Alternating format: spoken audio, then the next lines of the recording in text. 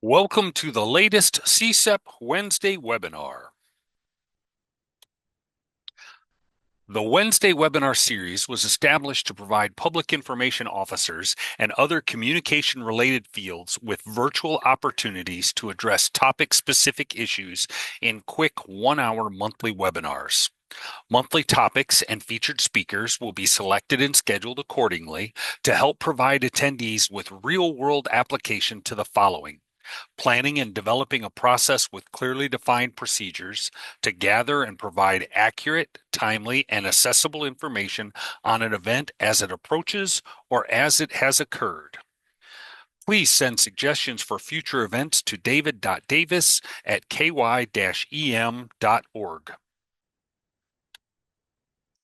Due to some scheduling difficulties and multiple severe weather events in Kentucky, we were unable to host this webinar live. Our featured speaker was very gracious and recorded his portion last month. My full contact information is displayed at the end of this video recording. If you have any questions about this presentation, crisis communication planning, or for our speaker, please email me directly and I will do my best to get a prompt answer for you. Today's topic: plan your crisis communication plan pronto. How current is your organization's crisis communication plan? Is it ready to meet your agency's needs of today? In this Wednesday webinar, Argonne National Laboratory Associate Jeff Donaldson helps you evaluate, build, and know what's missing in your current crisis communication plan and how to correct it. Public information officers need guidance about their plans, policies, procedures, and protocols before an emergency happens. Jeff Donaldson is the CEO of 4Com LLC. He is also an associate with Argonne National Laboratory's Past Fusion Academy. Jeff has 20 plus years of newspaper experience from Florida to Washington, covering sports, business, crime, and education. He also has 16 years at various sites for the U.S. Department of Energy as crisis communications, emergency management, and emergency public information specialist. Jeff worked at the Nevada test site in Las Vegas for 9 years as a public affairs specialist, working in the Joint Information Center and Emergency Public Information Program, recruiting and training, developing technologies and procedures, and helping to implement some of the very first social media-based EPI responses in the complex. Jeff worked at Argonne National Lab for 2 years developing crisis communications curriculum, conducting emergency case studies, and supporting emergency exercises throughout the country as a member of ANL's mock media teams. Jeff also worked at Los Alamos and Sandia National Labs in New Mexico, supporting emergency management, building strong emergency public information programs, including integrating EPI and crisis communication processes into both DOE and offsite partnerships. Jeff also worked with Legacy Management in Colorado, an emergency management professional overseeing and managing cleanup of legacy nuclear waste sites around the United States. Currently, Jeff has formed 4Com LLC, which serves as a consultant to organizations hoping to grow their crisis communications programs. Jeff is a U.S. Air Force veteran, a father of 3 grown children, and an author, having published 1 nonfiction and 3 fiction books. He hails from Charleston, South Carolina, where he attended the College of Charleston. He currently resides in Las Vegas. Jeff, the floor is yours, and thank you for being here today. Thanks, David. Hello, everyone. As David said, I'm Jeff Donaldson. I'm an associate with Argonne National Lab and also the CEO of a new venture called 4Com, where we're actually going out and talking about exactly what we're going to talk about today, and that's crisis communication planning in particular. What is your crisis communication plan like? Looking forward to sharing what we've studied and what we've learned at Argonne, and to talk a little bit more about what you need as you're planning for your crisis plan. So, with that, we'll get into our presentation. And I want to thank everybody for letting me record this in advance. I had a scheduling conflict, and this is probably the best way for all of us. But as David will mention, I'm happy to answer questions emailed to me after the fact, and I slowly will return the answers. So again, crisis communications. How's your plan? Again, 4Com is the company that I've created, but I also work with Argonne. We all do the same thing. We're all in this together. The idea being that we're here to be better communicators, and I always like to say that we're sort of all in the same business, trying to get our message out to an audience. And in this case, we're going to talk a little bit about crisis communications. And really, my primary goal today is to ask one or two very important questions about your crisis communications planning. How current is your organization's crisis communications plan? And most importantly, is it ready to meet your agency's needs of today? Okay, and I say all that because I think we could all agree the communications landscape is constantly changing, and I would say probably never in modern history, at least my modern history, has the challenge of communicating during an emergency been more daunting and complex. I mean, communication platforms, they are plentiful, and the audiences they serve. I was just in Kentucky a couple of weeks ago teaching a social media course. We talked a lot about the different platforms and how they reach different audiences based on age groups and demographics and whatnot. You could say with all the platforms and all the audiences out there, it's pretty dynamic, probably like a kaleidoscope. In addition to that, trust within the government and in authoritative agencies is at an all-time low. And the characteristics of a lot of our current disasters are so large and far-reaching that on paper it would seem almost insurmountable to plan for it. We see much larger disasters now. We have some statistics we offer in some of our courses at Argonne that show that about 7-8 years ago, there were maybe 5 or 6 major billion-dollar natural disasters in the country. 2-3 years later, there were 14 billion-dollar, and I haven't done the math lately, but I guarantee you in the last 12 to 15 months we've seen even more. The disasters are getting larger. And so it's a challenge. How do we communicate during crisis? And really, in essence, you're protecting your agency's reputation, right? I mean, who would anybody is anybody conflicted by that? I mean, surprised that we're saying reputation? Because let's face it, that's what we're doing. Okay, sure. A lot of our agencies are offering products and services. Next slide, by the way. Calling our customers and clients to take action, to go somewhere or do something. But at the end of the day, and next slide for me, David. One more. Sorry about that. There we go. At the end of the day, none of us is getting paid for our products and services as much as we are for our reputation, really. The mission that our various groups perform and the perception that the public has about our abilities to actually perform that mission. We have to think about that when we think about the broad scope of crisis communication. So we want to start at the beginning, right? And in simple terms, let's look at what we're talking about. So next slide. So essentially, crisis communications is a strategic approach to corresponding with people and organizations during a disruptive event. When a crisis occurs, proactive, quick, detailed communication is critical, and a crisis communication plan can help you ensure that happens. So let me ask, how many organizations have an actual crisis communications plan? I guarantee you not many. Within the federal government, which is where I do a lot of my work, there actually are regulations that require certain types of facilities to establish and maintain emergency plans, of which communications is a part of. You have to identify your resources, your facilities, your training, and most importantly, your process for how to communicate in an emergency. That's the backbone of these requirements. At the state and local levels, it really depends on where you're at. There are certain mandates to provide crisis communications plans. I know most school districts are required to establish at least some type of emergency plan. Communications is generally a part of that.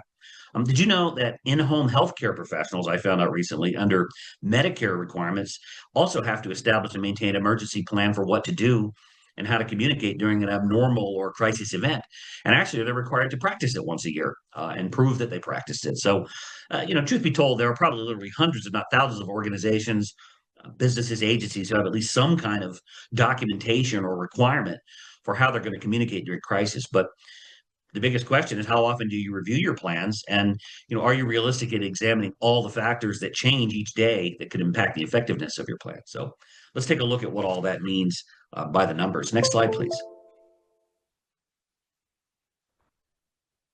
So some of the benefits, obviously, awareness. It starts that list, right? One of the biggest benefits of having a crisis plan is that everyone involved in the crisis is going to know what's going on, right? You have an opportunity during what we call our sunny days times to take time and think about all the different possible risks that you could have. And then hopefully the workforce in turn will be more aware and pay attention to the things that could lead to a crisis, right? Impact. Most of the time, there isn't really a way to completely prevent a crisis, but if you have a plan in place, organizations can actually significantly reduce the impact of a crisis. You can realize sort of all the potential vulnerabilities and have a strategy for strengthening those long before the crisis might arise. Response is the next one. Obviously, instead of waiting around for the crisis to strike and then scrambling to try to figure out what to do, you've identified response elements. You've got your team members. You've how you're going to do it. Basically, all the little pieces are in place, so you know what to do, and you don't waste time and have that impact your bottom line, your reputation, and of course preparation. Right. For you to truly be prepared for a crisis, you have to have a plan. That way, you could be focused on your mission and move forward more easily instead of, again, finding yourself sort of behind the curve playing catch up. Um, Obviously, as many benefits as there are for crisis communications planning, there are equally a number of challenges. And the first thing you have to say is lack of visibility, right? Despite having a really great message, it can be a challenge to reach the target audience. And I mentioned this before about the social media class that I taught in Kentucky last week, the week before last. Um, you know, every social media platform has a different age group, has a different demographic that's using it. TikTok, for example, is more popular with the younger crowd. Facebook's more popular with the older crowd. YouTube is popular across, all demographics. So, how you're getting your message out is as important as the message itself. And so, obviously, you want to build that visibility, who your agency is, what you're capable of. You want to do that during the sunny days before the crisis arrives, so that people are able to trust you and they know where to turn for more information on your agency and what it's doing. So, again, if you have a carefully crafted crisis communications plan, you can obviously employ some key insights into reaching your target audiences with minimal delay. But that can be a challenge, right? Because the audience is always changing. Information, that is a big part of it, right? When a crisis strikes, there are boatloads of information that are basically being showered on all the response agencies, right? It's flying in from different angles. And so the issue you run into is what we call low quality information, right? What do you believe and what do you use? The first part of that, of course, is information overload. Right? You have too much information. You're being bombarded with all of this stuff, and the vast influx of data poses a challenge of sort of differentiating what's the pertinent information that you want versus the irrelevant details that you don't need. It can complicate a crisis communications plan. So it's important that you understand what your filtering process is going to be and what your process is for, again, vetting information and validating it before you put it out. And then, of course, conversely, not enough information. Okay. And this is probably one we deal with a lot more than the overload is that even though there's a lot of information out there, what can we say?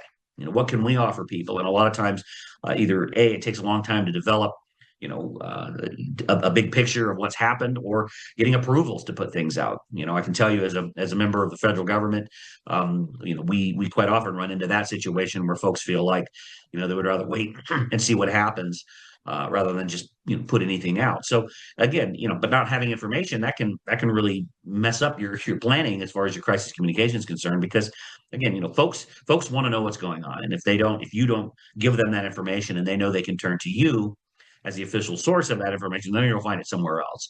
And unfortunately, that may or may not be to your advantage. The other item on here, severed crisis communications paths and channels.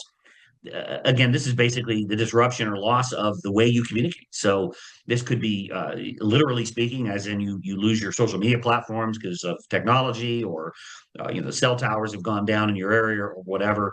Or it could also be just having lost the trust of a group of people. I mean, if you have failed to reach the audience on a platform that you're using, and again, not just social media, but it could be traditional media sources or whatever you've specified as your means, then you've lost a whole group of people who could be sharing your information, amplifying what you're trying to say, and obviously making it a lot more difficult for you to implement any type of crisis communication. So again, it is a challenge to maintain that path for how you're going to communicate with folks. And then, lastly, and this isn't this is not a surprise to anybody. It's just the unpredictability of a future crisis, right? At the heart of every crisis, it's the inherent unpredictability, and that's going to challenge our preconceived plans and strategies. So, the unique and sort of evolving nature of a crisis demands that we are flexible and adaptive. And that's where a solid crisis communications plan can actually help you because at least you have the foundation from which you can actually adapt and modify as you need. So, next slide, please. So from there, we want to talk a little bit about the stages of crisis management. To look at any crisis communications plan, you got to examine the stages of crisis management. And thanks to our friends at Agility PR Solutions, we have this really cool graphic that breaks down this concept. Obviously pre-crisis is again what we call the sunny days times. It's before the emergency happens, right? It's the time you spend on brainstorming your plans and processes. You identify the risks your organization may face, and remember, while this applies to emergency management, for our purposes, we're also talking about the communication risks you might face in getting information out on your bad days. So, again, very important that you do this brainstorming, and that you're not afraid to have these types of meetings. One of the biggest things we get all the time when we talk about this is a lot of folks say, well, we don't have a plan or we don't have the staff to support planning like that. Our management doesn't, we don't feel the need to do this, or our audience says that we don't need to do this. That's fine. But I can tell you right now, there's always a benefit to know in a crisis who's going to speak for you, who's your spokesperson, who's going to, what types of things are you going to talk to, what kinds of things are off limits, who are you going to work with.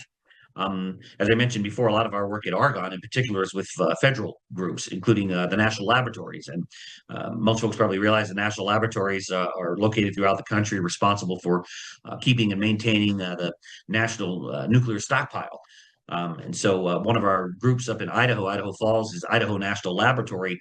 They have a huge property up there, and a lot of it actually is shared with the public. And so they do a lot of offsite interface.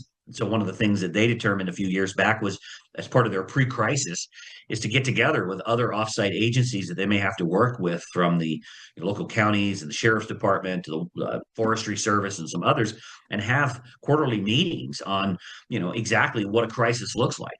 What are the needs of the different organizations? What does each group need to do? What are their rules? What are the expectations? And more importantly, putting names to faces, so you can actually know who it is that you're actually dealing with. So, that quarterly meeting for them, they felt really enhanced their pre-planning in the eventuality of a crisis. And they've had some wildland fires 5 or 6 times a year up there, where they've put those principles into practice. So, again, crisis response is that part. It's what you do when the emergency hits, right?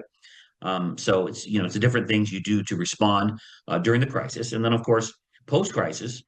You're not done, right? You're examining your response effort and adjusting your plans to keep up with the challenges and demands. Okay? This is where you continue to work to enhance your image or reputation, and ensure the public continues to see you as the official, competent source of information, along with the goods and services that you offer. So regardless of who your organization is or what you do, all of these steps are really pretty much at the core of any crisis communications plan. Next slide, please. So bigger picture, this is a bit of an ominous slide, but I find it to be the truth. At the heart of your ability to communicate in a crisis is not only, knowing what to say, but how you're going to say it. It is important to plan now for the eventuality of something to go wrong, because unfortunately it will. If you think about your lifetime, in addition to your career, you're going to be involved in some type of crisis, some type of disaster, whether it be a hurricane, a tornado, you had a flood, there was a fire somewhere, an active shooter at a local school. There's, you don't have to be in emergency management to deal with crisis, but when it comes down to being communicators, which I'm assuming we all are involved in communications some way or another, just planning for the eventuality is really the key here, and it's one of the most important things you'll do. So, next slide, please. So let's take a look at about building the better plan. Key components to crisis communication planning. Next slide, please. There are 3 key areas when you look at crisis communications planning. They're not sexy, but they are necessary. and they could be critical to developing a solid plan. So preparation, communication, and evaluation. These are the three areas that we're going to elaborate on because each holds its own dynamic set of expectations and requirements if you're going to be effective in building a plan. Next slide, please. So let's talk to preparing for the crisis. Obviously, this is where this is again, the sunny days times. And at the top of that list, of course, is the what if brainstorming session. So this is really, really important. And I challenge everybody. It's regardless of whether you're a staff of one or many or across several organizations, you can always etch out a little bit of time to talk about what's going to happen if we had a crisis. What's going to happen if we had a flood? What are we going to do if we had an active assailant situation at one of our facilities or something? It's sort of the what if scenarios about potential crisis situations, and then develop just sort of a general procedure for responding to what if.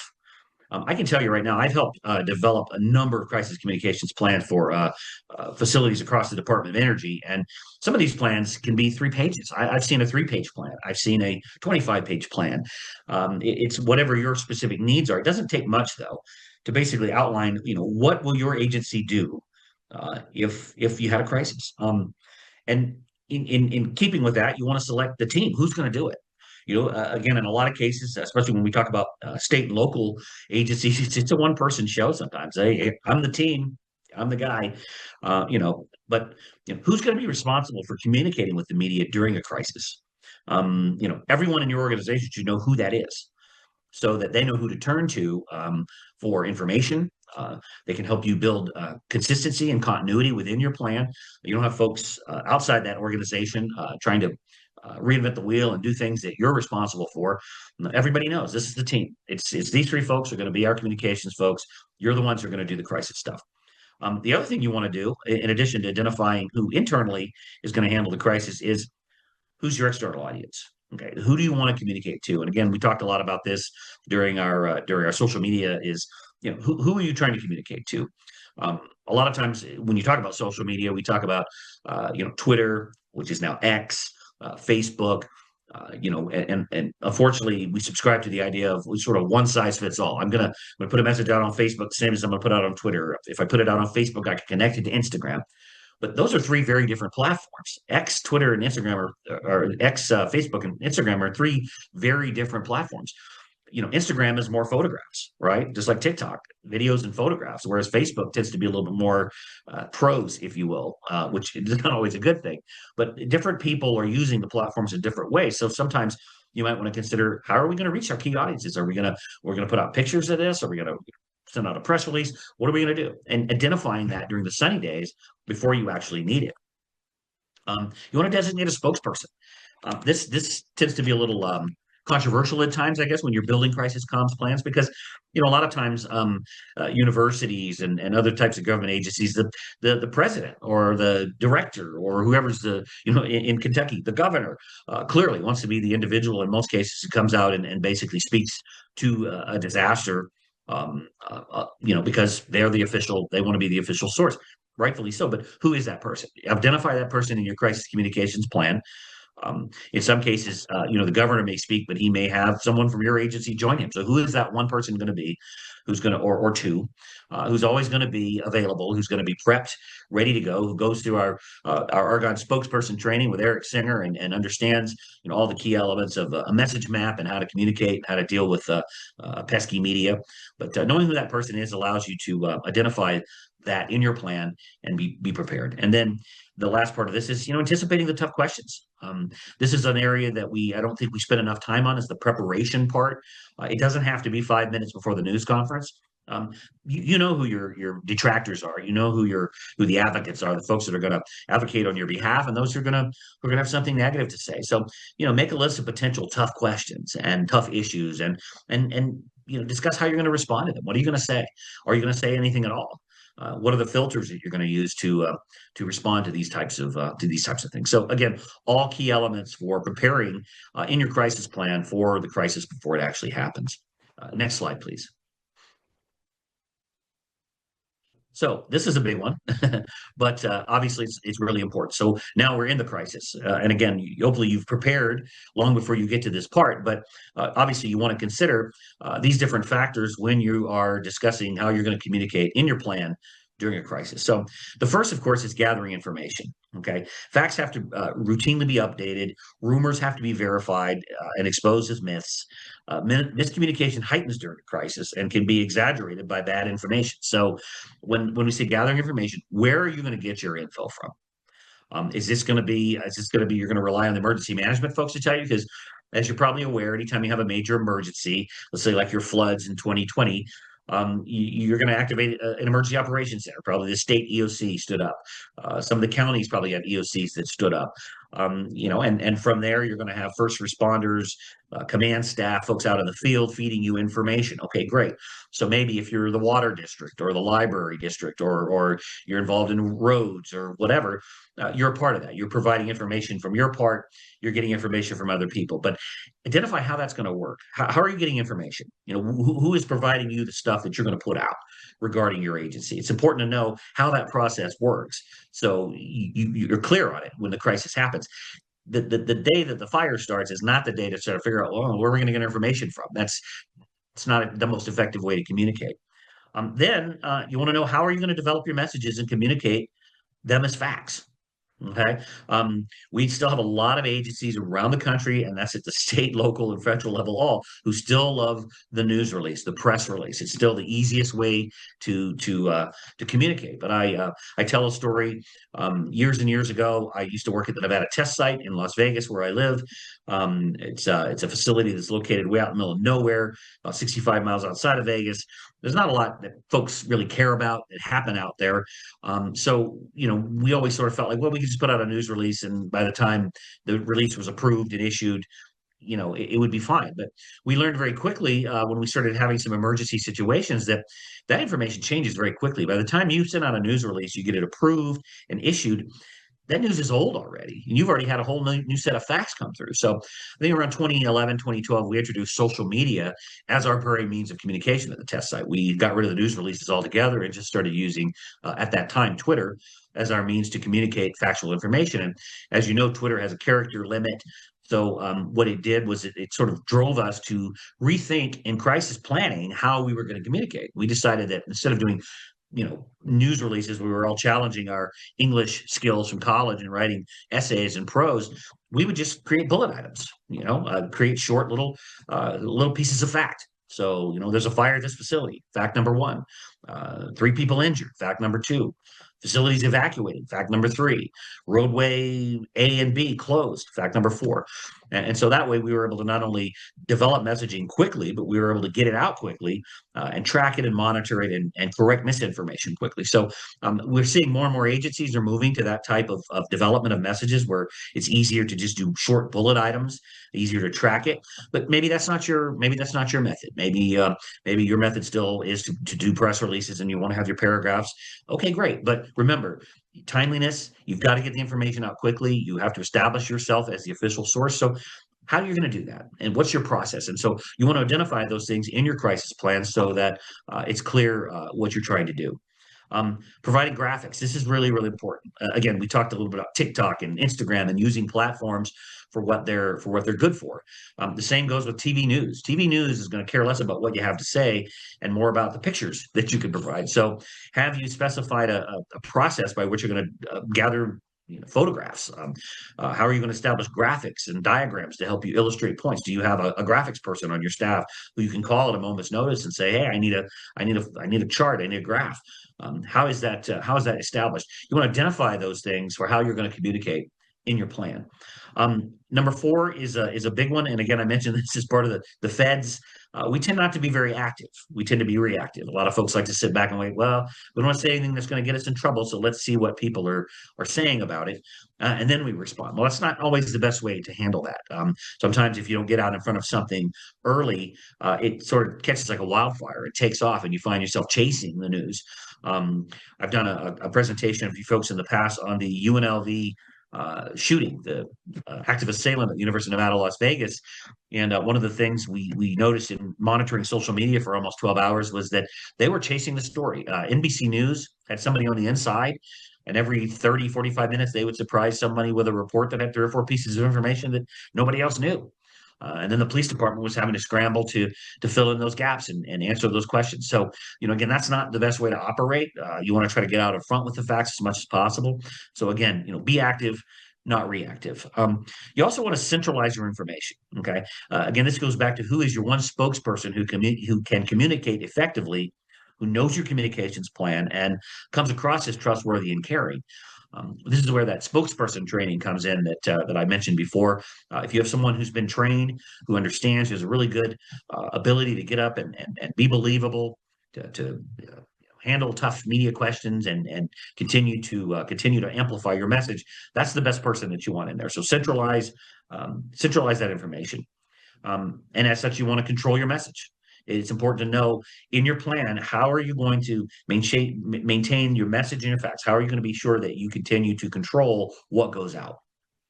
So maybe it's the fact that one person is going to put this information out. We're going to put it out via this platform. This is the only platform we're going to use, or we're going to use these 2 platforms. We're going to open up a hotline number. That's how we're going to get our information out. The other thing is, you want to control your flow of information. So, you want to hold regularly scheduled news conferences or briefings. You've got a set schedule for, we're going to put out a news release every hour. We're going to post up to, 5 to 6 social media posts every hour or whatever. How's that information going to flow? Identify all that in your plan. You also want to specify that you're going to stay on the record in all interviews. I was a newspaper journalist for many, many years. I rarely ever allowed anyone to go off the record with me because there was a tendency, if someone told you something really cool and interesting, obviously we wanted to use that. So we would have to go find someone who could put it on the record. But then, of course, you lose trust with the individual who gave you the information. So it's best just not to mess up that relationship at all. No on the record in all interviews. Everything should be on the record. On background, though, is something completely different. On background is a term we used in journalism where someone kind of gives you some information about something, and it's not for attribution. You're not attributing to that person. You agree that they're just going to tell you a story. And you're using it as information to go out and get more of the story. So again, that's different. But on the record, try to avoid saying no comment to things. Again, that's one of those things that we teach in our spokesperson training. There's always something you can say. Eric Singer loves to say, what to say when you don't know what to say. And there's plans, policies, protocols, and procedures. You can always talk to how you do things as an organization and make sure that you've established what that is. You can set up pre-approved responses. You can say, well, if we get in a bind, we're going to talk to how we mitigate emergencies. We're going to talk to how we assess damages. We'll talk to how we control information, whatever. Whatever our process is, we'll talk to that. So you want to identify that in your plan as something that you can do. You do want to be sure that you respond to the news media quickly and fairly. Okay, they can be pesky. My understanding from watching and hearing about the news in your area, the reporters tend to be pretty young. They're not overly ambitious, I guess, in terms of they sort of will take what you feed them, I guess. But it is important, they do to remember that they are people. They have a job to do. They are trying to meet a requirement that someone up above them is having them meet. So, the quicker you can give them information, be sensitive to their deadlines, make sure that you're giving all the reporters the same information. Don't play favorites. That can come back to haunt you. But again, the media is not your enemy. They're not your friend, but they're not your enemy. They're an important source for getting information out to who your real audience is, and that's the people watching the news. You want them to get the information, and so ensuring that the media has access is a key part of that. The other thing is, in every crisis situation, make sure you are following the orders and directions of emergency officials, and you want to specify that in your plan and ensure you amplify that message over and over again. An evacuation order is not meant to be interpreted. It means to evacuate. So ensure that you have a process in place for how you're going to amplify that message, that, listen to your officials. If they're telling you to get out, you should get out. Importantly, you write everything down. Make sure that you track it. You have a means to track it. There's a couple of reasons for this. And one is what we're going to talk about on the next slide. But the most important thing is there's a legal aspect of what we do. And we always tell folks who work in emergency operations centers and joint information centers, when a disaster is over, the lawyers step in. People get sued, investigations get launched, bills get sent, and there is a paper trail that the legal folks are looking for. And so, a lot of times, the information we're generating from our notes to our messages are all going to be part of the public record as far as any type of legal investigation. So, again, make sure you keep track of stuff. Make sure you have a place to gather and store this stuff in the event that someone calls on you and needs your information. It is important, and again, it can help you be better prepared for any crisis in the future. So, at this point, I don't see any questions, but this is recorded, so I'm sure you have a few questions. Please be sure you email those through David to me when you get a chance. Next slide, please. So, and again, the last part of that is evaluating after the crisis. And this really is important that you take a few minutes after the crisis is over to sit down and look at how you responded. Was there anything that could have been done to prevent the crisis? And again, let me reiterate, we're not just talking about the emergency management side of that. There was a disaster. Here's how the agency as a whole did what they did. No, how did we communicate in that crisis? Did we communicate effectively? Is there something we could have done to communicate better? How was it handled? Let's look at other scenarios. Have we had, for example, the flooding? Have we had flooding in the past? Did we answer the questions the best way we could have? Did we schedule our news conferences the best? I'm in the process right now of doing an after action evaluation of the response at the University of Nevada, Las Vegas. Surprisingly enough, the authorities there haven't done an after-action analysis from communications perspective, and I'm identifying several things that I have found, and I'm worried, of course, when I call the Metro Police Department and the University of Nevada, Las Vegas Police Department and say, "Hey, I'm doing research, and here's what I found." They're probably going to, I don't know that they're going to be super happy for me to point some of these things out, but it is important to know, how did you respond, and was your plan effective in responding? And if not, then you want to revise those plans and ensure that you've addressed all the things that were concerned. So again, all three key factors of preparation, communication, evaluation, all the key ingredients that go into your crisis planning. Next slide, please.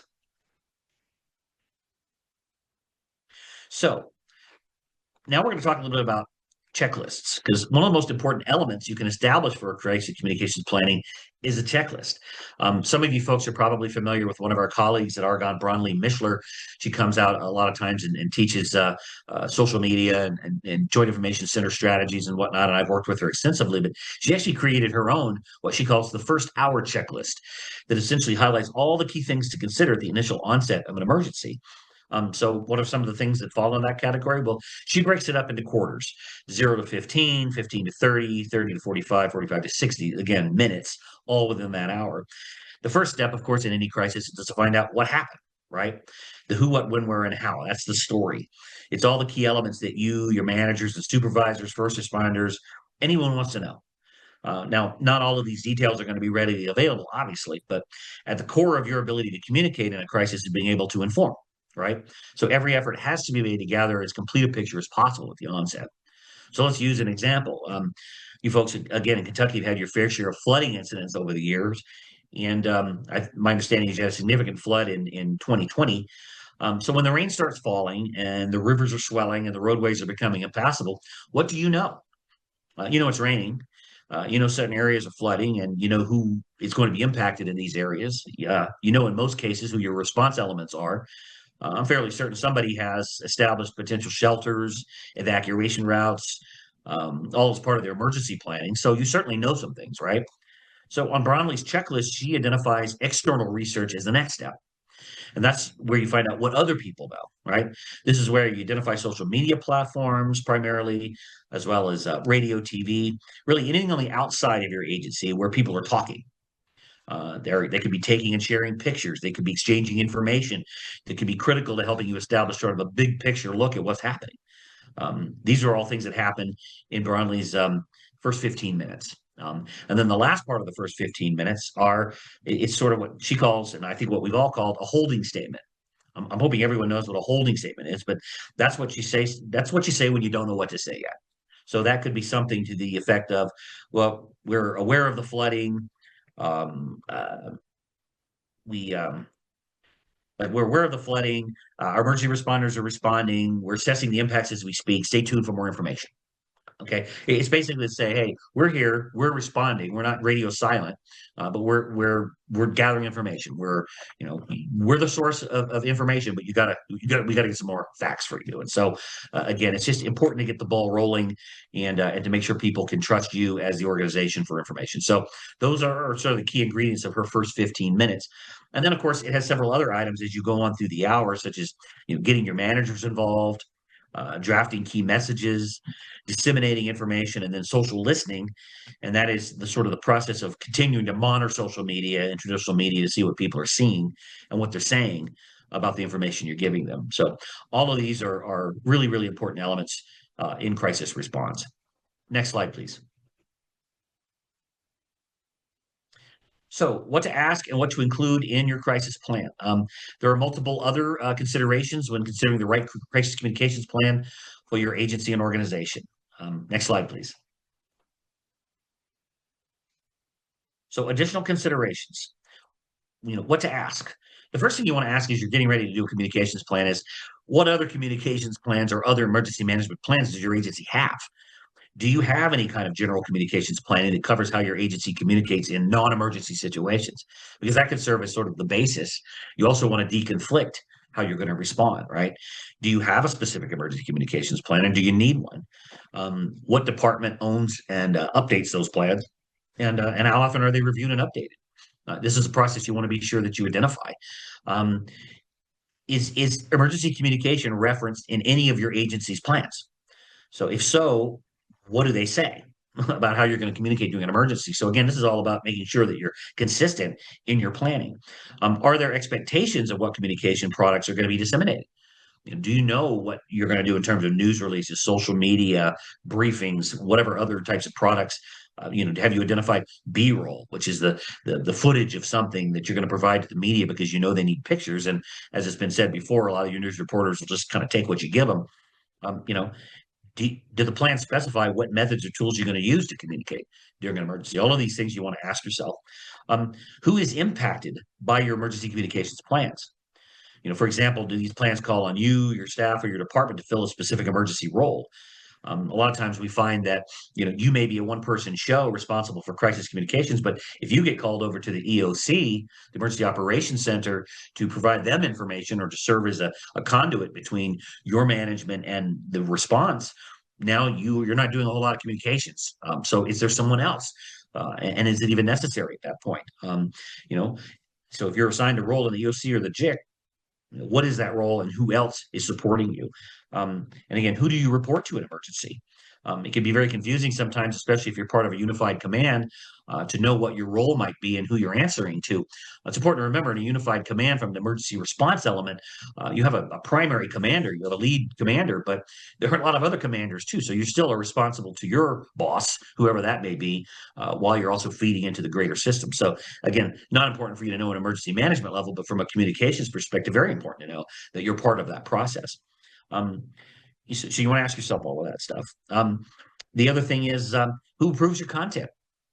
Who needs to see what you're creating? Is it you? If you're allowed to put your own stuff out, then good. That eliminates some of the delays that can be created sometimes. But I can tell you, within the federal government, we sometimes see very arduous, very lengthy approval processes that slow us down. So identifying what that process is going to be and ensuring folks know their roles can really go a long way to ensuring that your plan is going to be effective and it's going to work when you need it. And then, last part of this is how are these plans implemented? Who notifies you of an emergency? How do you get the information? Do you find out about the information when you get an email or an alert of some kind, or is there someone who calls you up from a watch office somewhere or from the governor's office and calls you? Do you supervise any staff? How will you notify your staff if you're involved? Under what circumstances did you start following the procedures of the plan? So in other words, what brings about the activation of your crisis communications plan? What are the factors? What are the thresholds? Does the emergency communications plan have to be activated before you can start putting emergency messaging out? This is a big one. We see this again at the federal government level. A lot of times before an EOC or JIC has ever stood up, there's something going on, and folks in public affairs and communications are already putting out news releases, so they're already fielding media queries. So again, you want to identify how you're going to do this in your plan so that it's pretty clear exactly how that's going to work. Next slide, please. Some more additional considerations, what to include if it's not already there. The biggest thing we say is roles and responsibilities, right? Be very specific about what roles communication staffers are going to have in your agency so everyone knows what they're doing, right? Focus on positions versus individuals, okay? Your plan probably should not reference the Jane Smith or John Doe because they may not be there next year. Whereas the communications director is a position that can be staffed. So, keep it general in that sense. Explain what JIC role each agency staff member should have. And again, if you don't have a joint information center, maybe you subscribe to what we call a joint information system. The difference is a joint information center is actually a facility where emergency communications is done. A joint information system is essentially one or more PIOs doing PIO stuff. So, perhaps your plan is built around a joint information system where you're going to have multiple people from multiple locations all feeding into a primary source. Identify that. Make sure that that's in your plan. And of course, you want a list of responsibilities for each position and who they interface with. You also want to talk about access. Clarify who should be able to access certain social media accounts and web pages. Who has access to your facilities or to your phone lines. Who approves or sends your reverse 911 or WEA messages. What web pages are you responsible for, and do you have to get approval from somebody on that? Make sure you're specified in your plan who has access to your materials. Records retention, we talked about this before. Obviously, how are you tracking and retaining content that's posted to social media, going on the websites, responding to news agencies or whatever? You want to ensure that you have records on what you've said. And again, I said why. Some of it's legality, but a big part of it is being able to step back after and assess how you performed. And again, the last part of this, and I mentioned this before, is approval process. Who has the final authority for verifying and approving messaging? I will say within the FEMA NIMS model of emergency management, typically it should be the person who's responsible for the emergency. So in the field level, it's the incident commander. At the EOC level, it's the emergency director.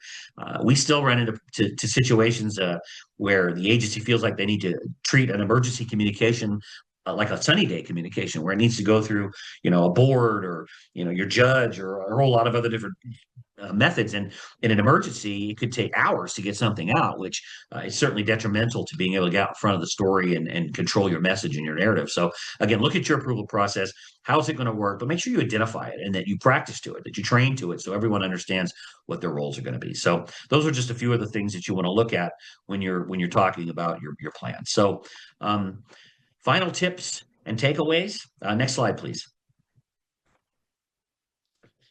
So for this one, again, you want to continue to improve. Don't be afraid to ask people, in particular other communicators, about the effectiveness of your plans. How did it work? What did you guys see? What could we have done differently? A lot of times we get a little concerned about being critiqued, but as I said before, we're all in this together. We're all communicating during crisis, so we want to be, aware of what people see and what people think about how we're doing things. Be sure to assess how you did the next time you have to respond to an emergency. So it's important, it's an important step in getting better. You want to seek out new communication methods and techniques. Again, if you're constantly assessing your audience, again, you can subscribe to the government process of one size fits all and just dump the same messages on the same platforms. But take a closer look. Is that messaging actually getting to who you needed to get to? Are people taking action that you're asking them to take? That could go a long way to determining whether your methods and techniques are working, and maybe you need to find another way. Set personal goals. This could be for individuals within your organization or the organization itself. What are you trying to achieve in crisis communications? What's your end game? Sometimes if you're able to create a measurable goal, you're a little clearer in how you're going to achieve that. And again, adapt as you go. Practice does make perfect, though, so you want to be sure that you practice this stuff in drills and exercises. You don't have to be elaborate. You can do a full scale or jump on someone else's exercise like a lot of folks do when the CSEPP folks were exercising. Or you can plan and initiate a little tabletop drill or discussion in some cases. I work in emergency management training. We do drills all the time where we just draw up a 1 hour little drill where everyone gathers around the table. We present an emergency scenario. We fall back on our communications plan and determine how are we going to do things? How would we respond to this? What would be some of the challenges we would face? You can walk yourself through the process, and also be sure that you include other agencies and partners who you may end up working with in a crisis. Again, be sure to check with your audience, your public, your customers, your constituents. What do they want? What are they saying about what they want? Be aware of the timing of things and how you transition through the different aspects of your plan. Again, always look for new technology or ways to improve your process. And look at other case studies. At Argonne, we have no fewer than a dozen case studies that I've done over the last few years where we look at organizations and how agencies have dealt with emergencies. I talk a lot about a FEMA study I did a few years ago back on Hurricane Harvey that looked very extensively at how social media was used to respond. So look at how other folks are dealing with emergencies like the ones you're facing and learn from their experiences. It is important to be open-minded when it comes to communications because again, it's constantly changing. So last slide, please. So that's it in a nutshell. It sounds pretty complex, I guess. I will say, as CSEP's role in Kentucky is shrinking, Argonne's role is also shrinking. Its footprint's going to be a lot smaller. At Forecom, we were specifically established to sort of fill the void that Argonne is going to have in the next couple of years.